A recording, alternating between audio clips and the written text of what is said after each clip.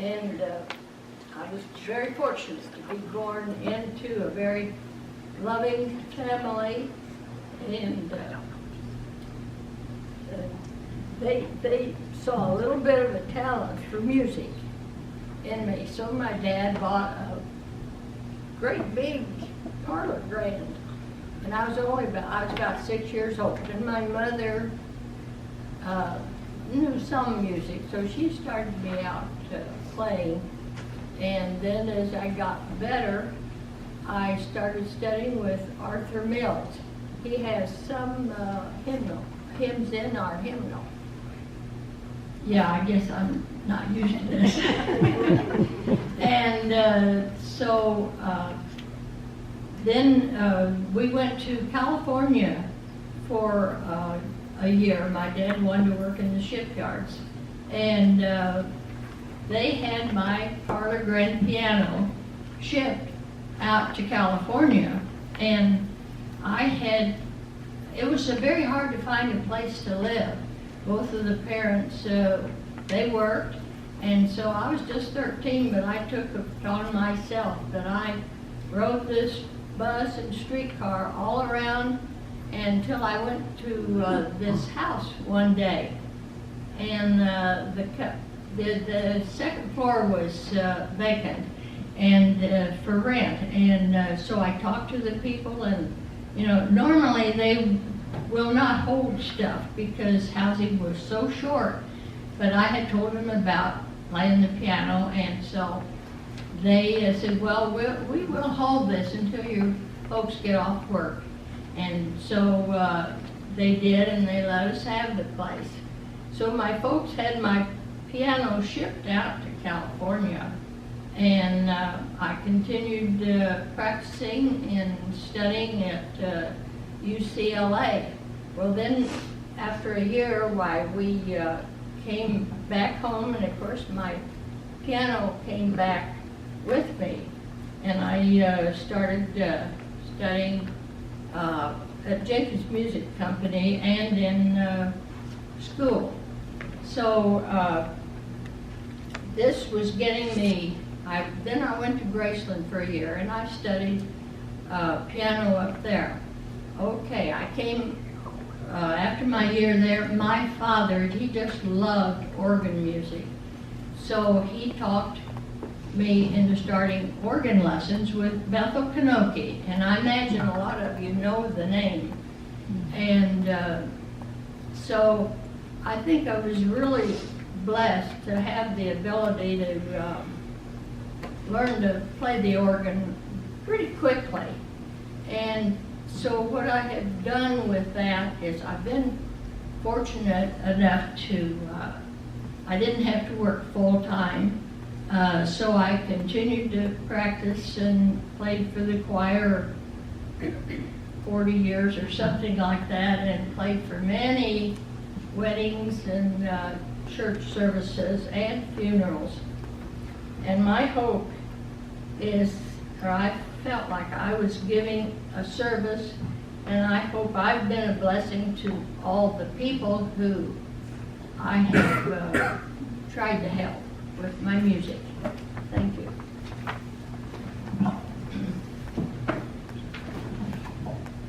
Good morning. Good morning. I might be something to hold on to, I'm not really sure. My name is Marilyn, and I have a different sort of story to tell you. It's a very personal experience, an encounter with the Spirit of God. And I hope you'll bear with me. I need to start from when I was a young girl. I grew up in southwestern Pennsylvania in a little coal community. Coal mining was the main work that most of the people did in that area. And there were multiple little coal mining villages within about a 20-mile radius of where I lived. And so that was a big part. My dad and mother had a lot of children. I have 10 or did have 10 siblings. 3 of us remain right now, but we were a large family. And of course, you know, with the way the mines operated, now they're working, now they're on strike. There were no unions, and to make a long story short, we didn't have much. We were very poor much of the time when I was small. So one of my sisters, named Jeannie, she was 10 years older than me. And when I was about to graduate from high school, she said, she asked me if I wanted to go to a nurse's training, and she would send me. She worked at a lot of different things. For a time, she actually directed plays for one of these organizations that puts them on in various communities. We don't see that anymore, but we have so much television and theaters and everything else, there's not much call for little hometown plays. She was very talented. She did that, and she also was a waitress, but most of the time she worked in people's homes. So she was not a moneyed person, but she was frugal, and she said, I will send you to nurses training if you want to go. And of course I said yes. So I came out to the Independence and I took my nurses training. And when I was through with my training, I married a wonderful man. And our plan was that I would work at nursing for 2 years after marriage, and then we'd start our family. And that's what I did. And a few days shy of our 3rd wedding anniversary, our son was born.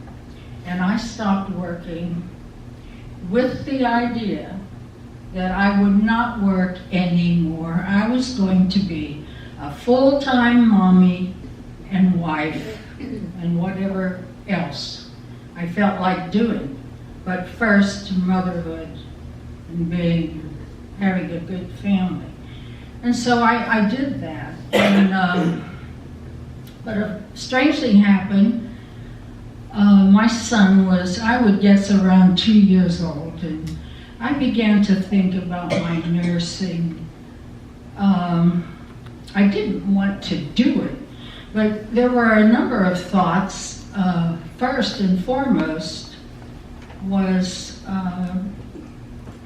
truly the sacrifice my sister made to send me. She did everything for me. Bought my clothes, made sure I had spending money, etc., sent me packages. In fact, the girls in my nursing class thought I was a spoiled only child.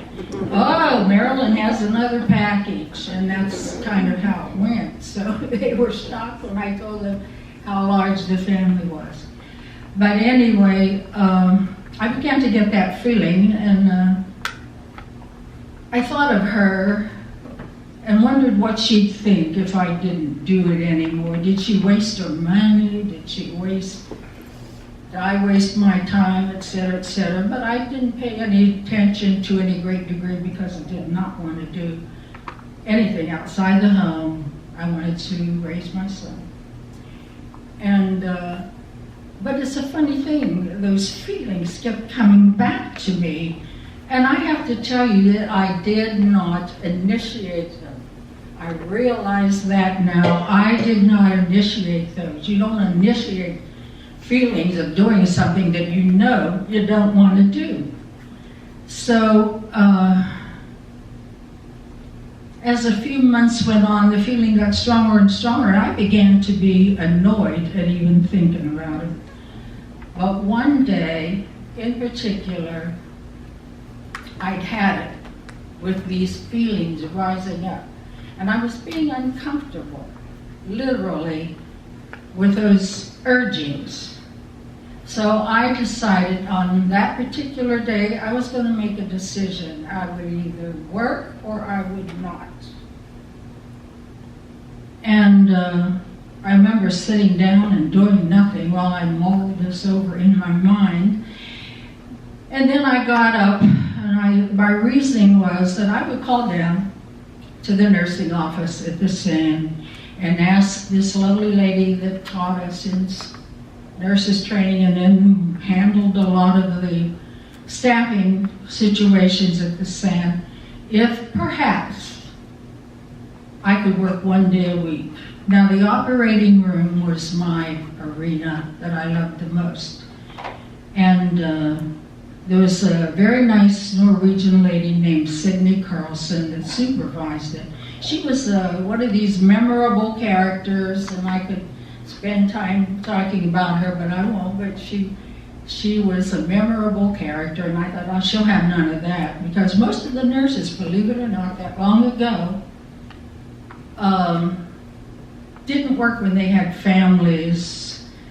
But that certainly, there were always some who did, but I knew more of my friends who didn't. Once they started a family, for a while they didn't work at all. Anyway, I was so sure that Signy Carlson would probably say no. She was unique in that.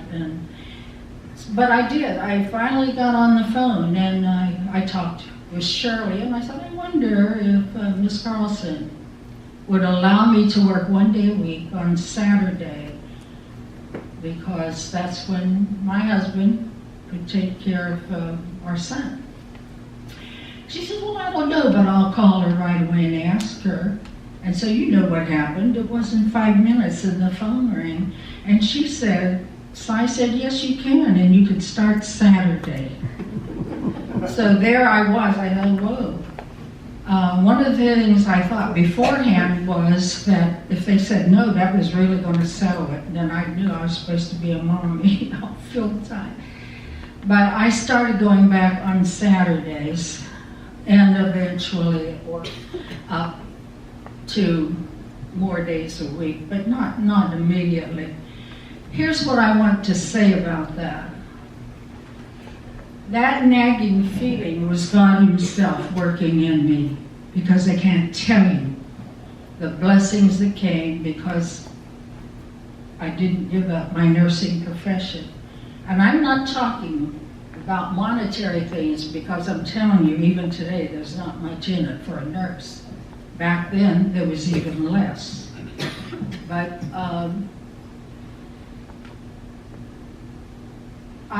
there's a hymn, and the first words say, "Oh, love that will not let me go."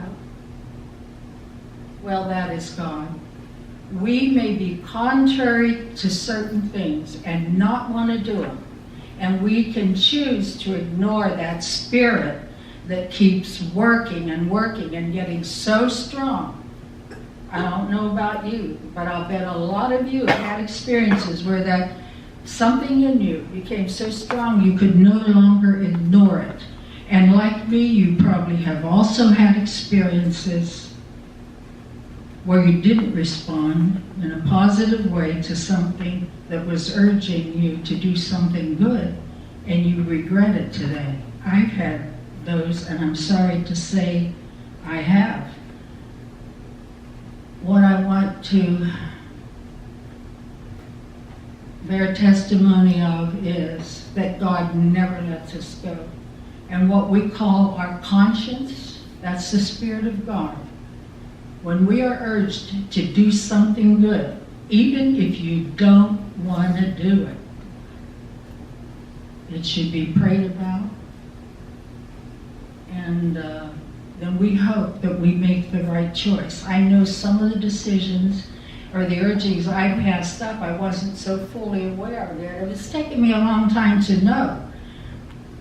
I didn't do that going back to work thing myself. I would never have done that on my own. I was made up my mind what I was going to do, but God had other plans. And so He has plans for us that we don't know about. And I think still, at any time, in any age in our life, He will not stop working with us, even when we are contrary.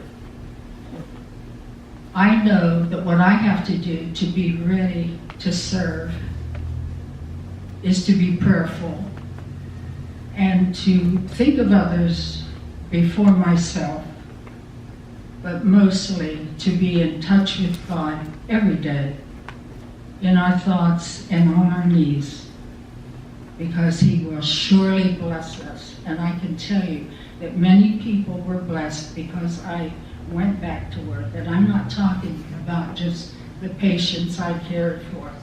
I'm talking about things that are numerous that happened because I continued my profession. So I urge you to cultivate that relationship with God, keep it going.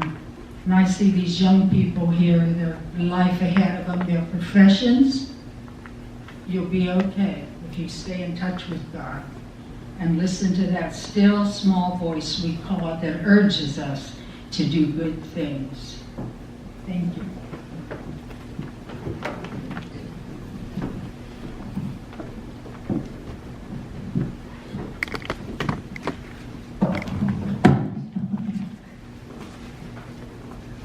Let's turn to hymn 608. Let us stand for that closing hymn, and then Dave Osho will bring a few remarks to end our service.